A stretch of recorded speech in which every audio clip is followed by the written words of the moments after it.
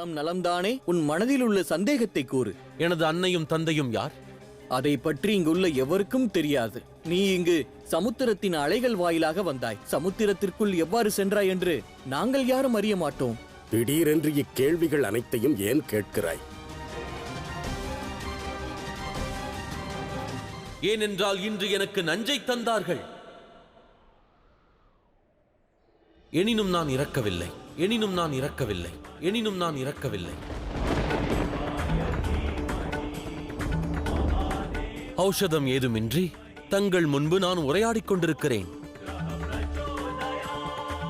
மெய்யாக நான் யார் மகாதேவா? மெய்யாக நான் யார் மகாதேவா? பதில் கூறுங்கள், நான் யார் என்று கூறுங்கள். நஞ்சை பருகியும் உயிரோடு இருக்கின்றேனே, என் தாய் தந்தை யார் என்று கூறுங்கள். நான் யார்? எனது அடையாளம் என்ன? பதில் கூறுங்கள் மகாதேவா. என்ன நஞ்சை தந்தீர்கள்? அவனுக்கு ஏதும் நேரவில்லை, உயிருடன் இருக்கிறான்.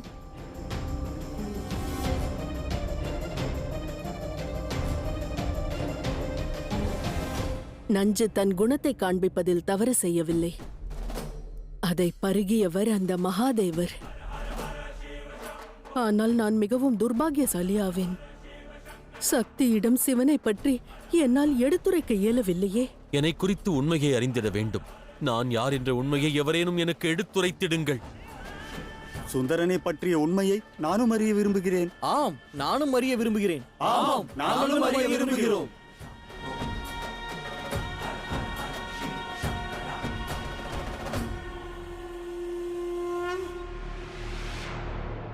அந்த வனவாசி மீனாட்சியிடம் அவளை காதலிப்பதாக கூறுகிறான். ஆகையால் அவனை தண்டிக்க முடிவெடுத்தேன். அவனை நான் சிறைபிடித்தேன்.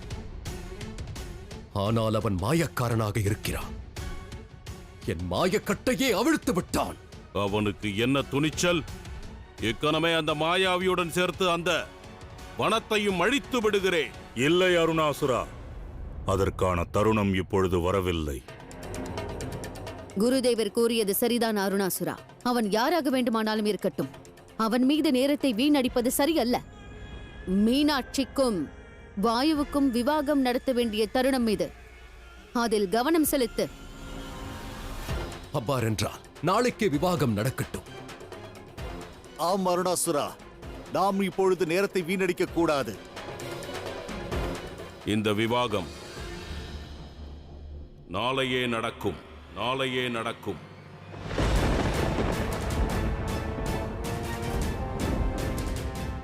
இதற்கு மீனாட்சி சம்மதிப்பாளா? ஏனென்றால் அவள் இதுவரை வாயுவை ஏற்கவில்லையே. ஆகையால் சிந்தித்து செயல்படு. மீனாட்சி தன் தந்தையின் கட்டளையை மீறமாட்டாள். அதற்கு வாய்ப்பில்லை குருதேவா. அவளிடம் சென்று உரையாடுகிறேன்.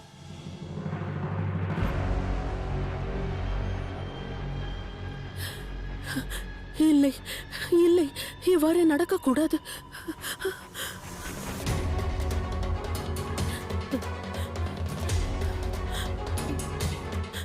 இளவரசியாரே, இளவரசியாரே, இளவரசியாரே, என்ன கவலையோடு இருக்கிறீர்கள்? தங்கள் தந்தை தங்களை காண இங்கு வந்து கொண்டிருக்கிறார் இளவரசி. நாளையே உங்களுக்கும் வாயுவுக்கும் திருமணமாம். என்ன?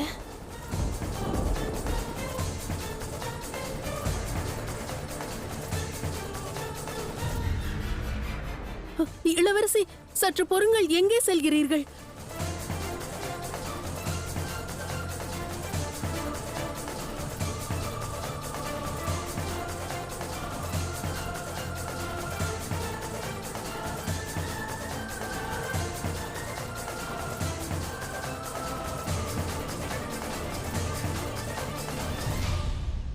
இனி என்ன நடக்கும் நாராயணா?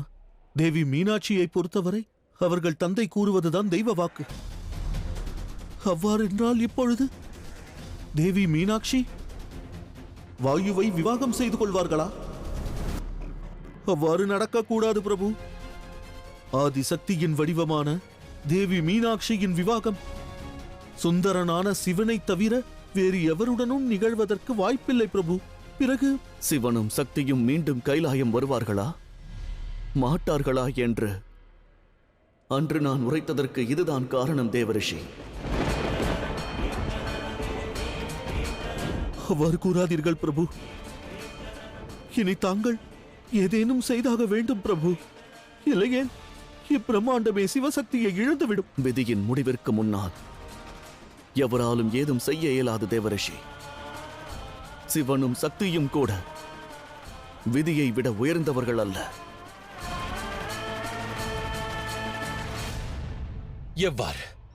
எவ்வாறு உயிர் பிழைத்தேன்? நஞ்சை பருகிய பிறகு உயிர் வாழ்ந்திடுவது சாத்தியம் அல்ல. எனினும் நான் உயிரோடு இருக்கிறேனே, ஏதும் விளங்கவில்லையே. என் தாய் தந்தை யார் என்றும் நான் அறியவில்லை. நான் யார்? மகாதேவா, தயை கூர்ந்து எனக்கு பதில் கூறுங்கள். நான் யார்? என் கடந்த காலம் என்ன? அடையாளம் என்ன? யார் என்று கூறுங்கள். என்னை பற்றி உரைத்திடுங்கள் மகாதேவா. மகாதேவா, பதில் கூற மாட்டீர்கள்.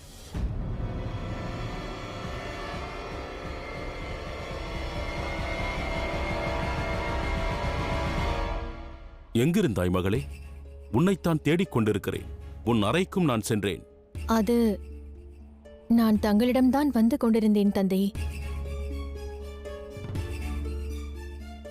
மகளே மீனாட்சி, உனது வீரமும் என் மீது கொண்டுள்ள அன்பும் என்றும் என்னை பெருமைப்படுத்தி இருக்கிறது. அதைவிட மதிப்பானது எனக்கு வேறு ஏதுமில்லை தந்தையே. அவ்வாறு என்றால் மற்றொரு விருப்பத்தையும் நிறைவேற்று மகளே. நான் நன்கு அறிவேன் வாயு, நீ விரும்பும் ஆடவன் அல்ல.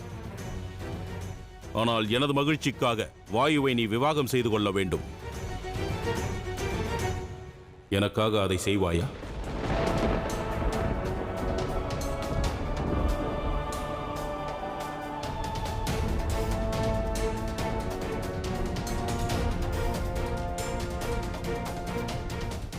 கூறு மகளே, தந்தையின் விருப்பத்தை நிறைவேற்றுவாயா?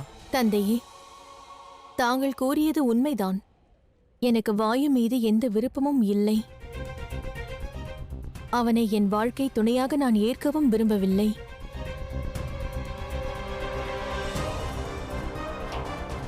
ஆனால் மற்றொன்றையும் கூற விரும்புகிறேன். இப்பிரபஞ்சத்தில் தங்களை விட உயர்ந்தவர் வேறு எவரும் இல்லை. தங்கள் மகிழ்ச்சிக்காக நான் எதையும் செய்வேன். அதில் தங்களுக்கு சந்தேகம் வேண்டாம். அவ்வாறெனில் நீ விவாகத்திற்கு ஒப்புக்கொள்கிறாயா?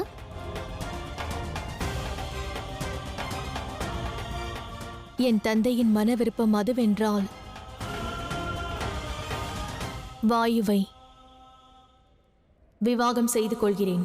விவாகம் செய்து கொள்கிறேன்.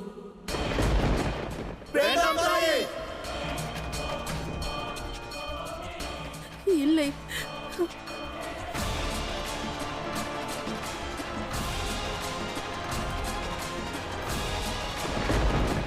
இதற்கு வாய்ப்பில்லை. இதை ஏற்க இயலாது.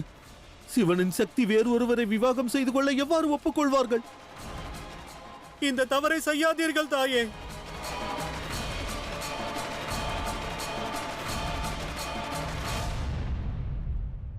உண்மையில் நான் யார்?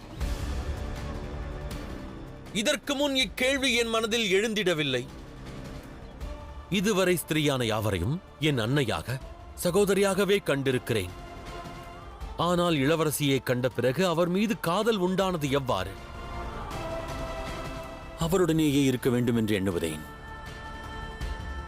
பல யுகங்களுக்கான பந்தம் எங்களுக்கிடையில் உள்ளதா? எங்கள் கடந்த காலத்திற்கும் இவ்வுணர்விற்கும் பந்தம் உண்டா என்ன?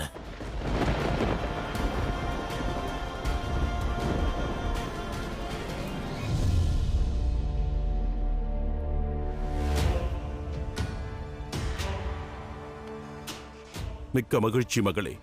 என் விருப்பத்திற்காக சம்மதித்து நீ உன் தந்தைக்கு இப்பிரபஞ்சத்திலேயே உன்னதமான அன்பளிப்பை தந்துவிட்டாய். அது மட்டுமல்ல மகளே, நாளையே இந்த விவாகம் நடந்தேற வேண்டும்.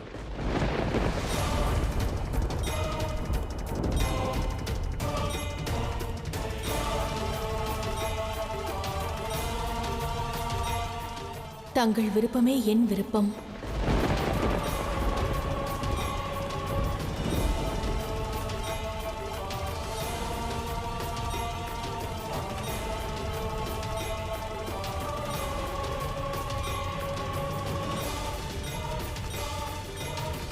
வீரர்களே, நகரம் முழுவதையும் அலங்கரியுங்கள். நாளைய விவாகத்திற்கான ஏற்பாடை உடனே துவங்குங்கள்.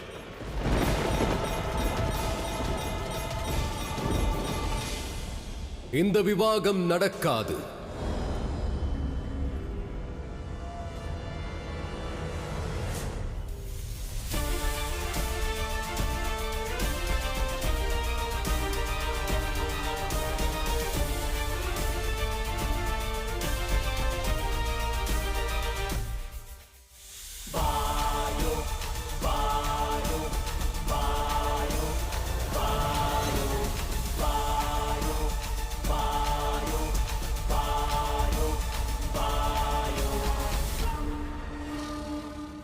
என்னை மன்னிக்கவும்.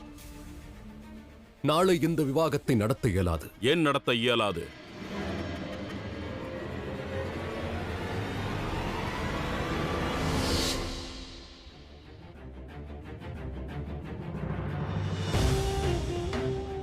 எனது மன விருப்பம் நிறைவேறப் போகிறது. மீனாட்சியுடன் எனது விவாகம் நடக்கப் போகிறது. நிச்சயமாக.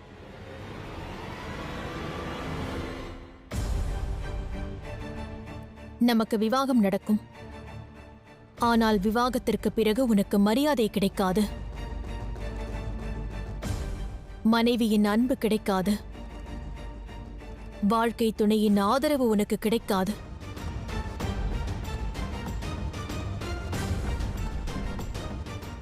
ஏன் கிடைக்காது? ஏனென்றால் விவாகத்திற்கு பிறகு எப்போதெல்லாம் உன்னை பார்க்கிறேனோ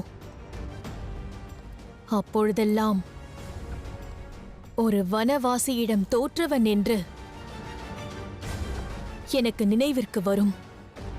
அவன் உன்னை அவமானப்படுத்தினான். அந்த வனவாசி உனது மந்திரக்கட்டை மிகவும் எளிதாக அவிழ்த்தான். அந்த சம்பவம் என் சிந்தனையில் வரும்பொழுதெல்லாம் நான் மனம் வருந்துவேன். உன் மீது எனக்கு இருக்கும் மரியாதை மெல்ல மெல்ல குறைய துவங்கும். பிறகு எவ்வாறு நான் உன்னை மதிப்பேன்? நீ கூறுவதும் சரிதான். நான் துரித கதியில் சென்று அந்த வனவாசியை உனது சேவகனாக ஆக்குவேன். அவ்வாறென்றால் முதலில் அதை செய்.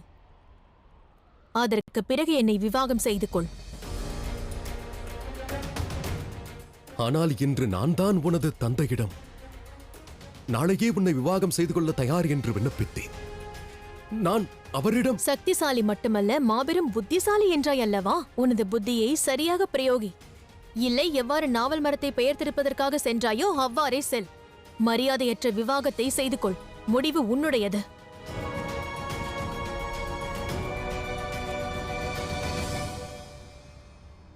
நீ எனக்கு சவால் விடுத்திருக்கிறாய். வெகு விரைவில் நான் என் சேவகனாக அல்ல, உனது சேவகனாக்குவேன் மீனாட்சி. அதற்கு பிறகுதான் உன்னை விவாகம் செய்து கொள்வேன்.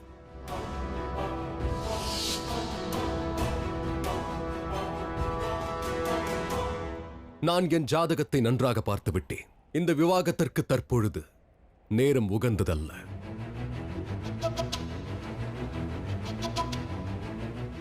என்னிடம் கூறு, உன் ஜாதகத்தில் என்ன தோஷம்? நான் அதற்கு தீர்வளிக்கிறேன். மாபெரும் ஞானி என்று கூறுகிறீர்கள்.